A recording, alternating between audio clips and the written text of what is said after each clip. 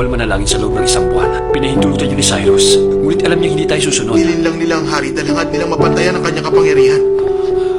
Ibig sabihin, ikaw ang hadlang sa kanilang landas. Pati buong to para sa atin. Gusto nila tayong mamatay. 1 buwan.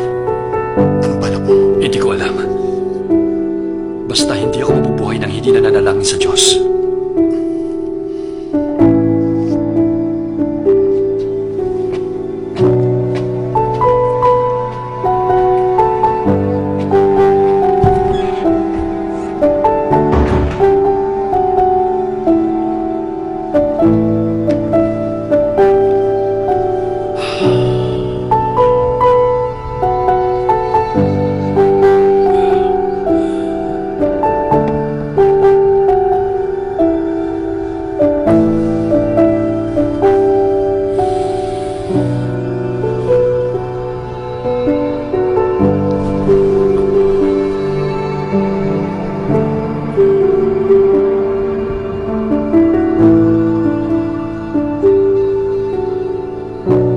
Iligtas niyo po ako, o aking Panginoon. Ako sana'y kaawaan. Sa ngalan ng pag-ibig niyong hindi nagmamaliw. Isang pusong tapat sa aking likhain. Ipagkaloob sa akin ang isang bagong damdamin.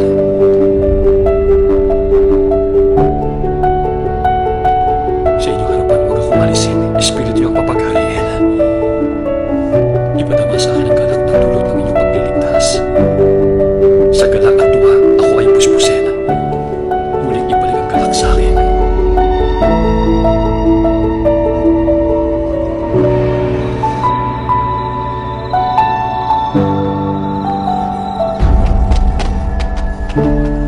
Dahil sa pagsuway kay Cyrus, ipinadakip si Daniel at hinatulan ng kamatayan.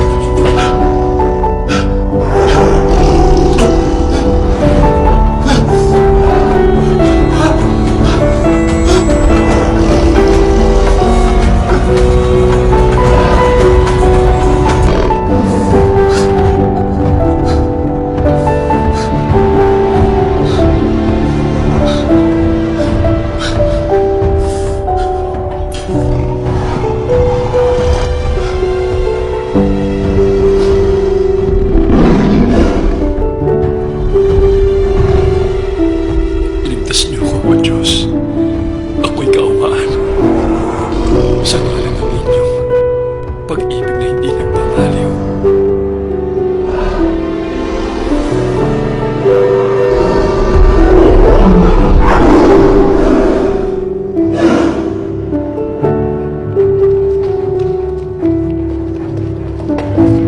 Kamahalan, masama ba ang pakiramdam nyo? Hindi ako nakatulog. Sana hindi pa huli ang lahat. Gusto nyo magpatawag ako ng manggagamot? Ipinahama ko ang aking kaibigan.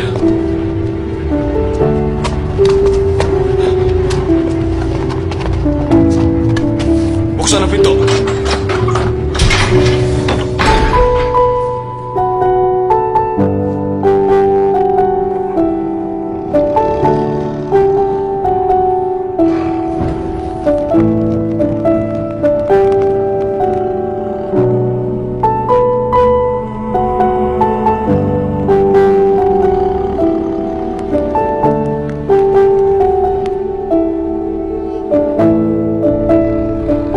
Daniel.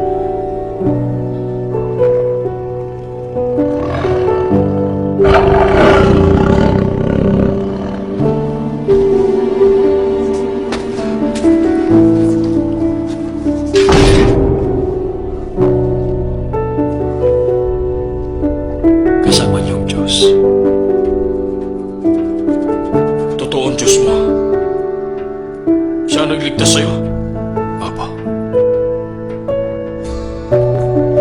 Akong si Ciro na hari ng mundo ang magpapahayag ng kautusan na babalik ang iyong bayan sa Jerusalem.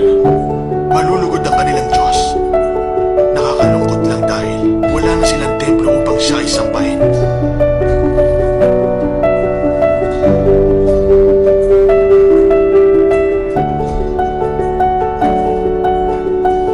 Ipakain siya sa mga leon.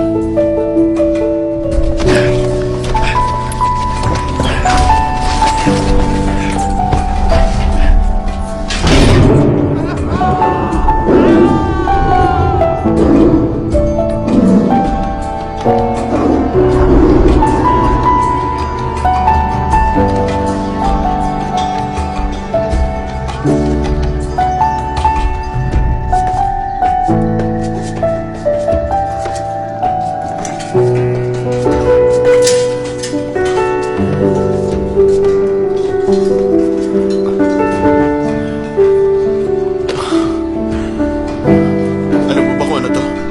Oo. Mula ito sa templo ng Jerusalem.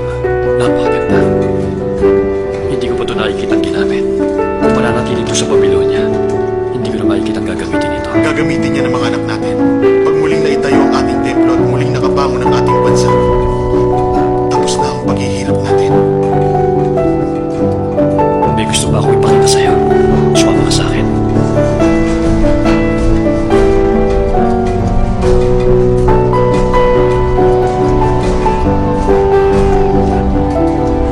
Pagmasdan mo, makakauwi na ang ating mga kababayan. Makalipas sa ilang dekada ng pagkakatapon, muli silang pinagkaisa ng pag-asa at ng iisang layunin. Napakatagal nilang hinintay ang araw nito. Ngunit nangangamba ako sa kanilang kinabukasan. Ako'y nanaginip. Nakita kong napakalaking halimaw. Ang itsura nito ay nakapangingilabot. Wala itong kasing lakas.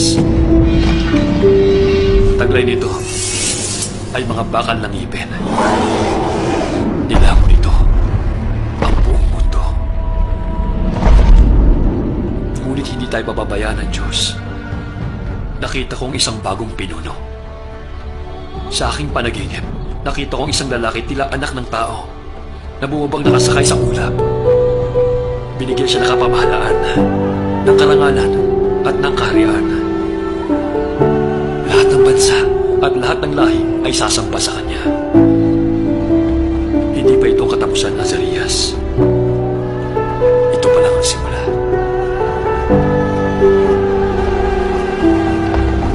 kakailanganin ang tulong ng mga Hudyo upang makapamuhay ng ligtas. Sa susunod na 500 taon, ang kanilang bansa ay paulit-ulit na lulupigin hanggang sa sumuko sila sa kapangyarihan ng Roma.